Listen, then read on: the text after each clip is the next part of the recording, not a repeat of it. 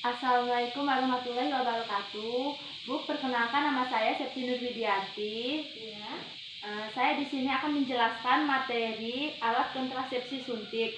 Apakah Ibu sebelumnya sudah mengerti dengan materi ini, Bu? Belum, Mbak. Oh, ya udah, baiklah, langsung saja ya, Bu. Yang pertama, definisi kontrasepsi dan alat kontrasepsi. Kontrasepsi merupakan bagian dari pelayanan kesehatan reproduksi yang bertujuan untuk mengatur kehamilan dengan cara mencegah terbuahinya sel telur oleh sel sperma atau pencegahan menempelnya sel telur yang telah dibuahi ke dinding rahim. Alat kontrasepsi adalah media yang digunakan untuk mencegah terjadinya kehamilan. Alat ini dapat berupa pil, suntikan, atau alat yang dimasukkan pada bagian tubuh tertentu. Baiklah, selanjutnya.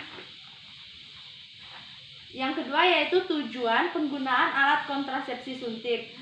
Penggunaan alat kontrasepsi suntik bertujuan untuk menunda kehamilan jangka pendek dalam 1 bulan, 2 bulan, atau 3 bulan. Selanjutnya yaitu faktor yang perlu diperhatikan dalam pemilihan metode kontrasepsi. Faktor-faktor dalam memilih metode kontrasepsi antara lain: yang pertama, faktor pasangan; yang kedua, umur; yang ketiga, gaya hidup, frekuensi senggama; yang keempat, jumlah keluarga yang diinginkan; yang kelima, pengalaman dengan kontrasepsi yang lalu; yang keenam, sikap kewanitaan; dan yang ketujuh, sikap kepribadian. Selanjutnya, faktor kesehatan yaitu meliputi status kesehatan, yang kedua riwayat haid, yang ketiga riwayat keluarga, yang keempat pemeriksaan fisik, dan yang kelima pemeriksaan panggul. Baiklah, selanjutnya yaitu jenis alat kontrasepsi suntik. KB suntik adalah suatu alat kontrasepsi hormonal yang cara penggunaannya disuntikan secara intramuskular atau IM. Kontrasepsi suntikan ini mengandung hormon sintetik. Zat hormonal yang terkandung dalam cairan suntikan dapat mencegah kehamilan dalam waktu yang tertentu.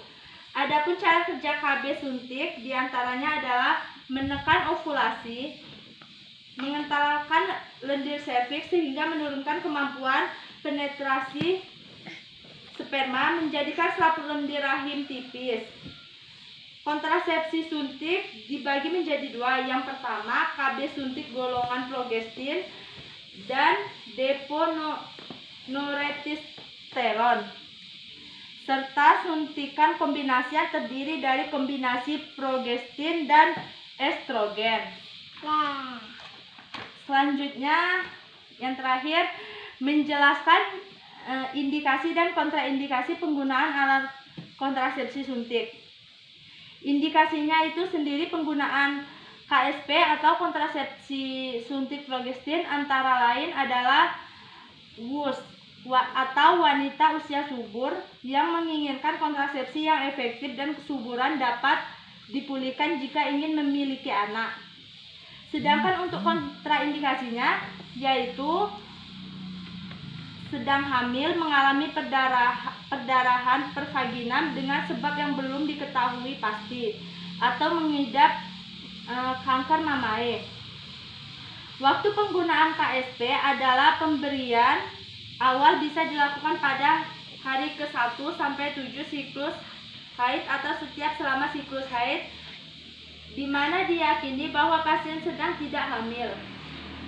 Selanjutnya, penggunaan KSK atau kontrasepsi suntik kombinasi dapat digunakan pada wanita pasca persalinan dan tidak menyusukan bayi, dan pada wanita yang mengalami dysmenorrhea atau nyeri haid yang hebat. Cara menggunakan KSK adalah diberikan secara IM dan diberikan 4 minggu setelah penggunaan awal. Pemberian ulang dianjurkan untuk dilakukan 7 hari lebih awal. Selanjutnya yaitu efek samping kontrasepsi suntik.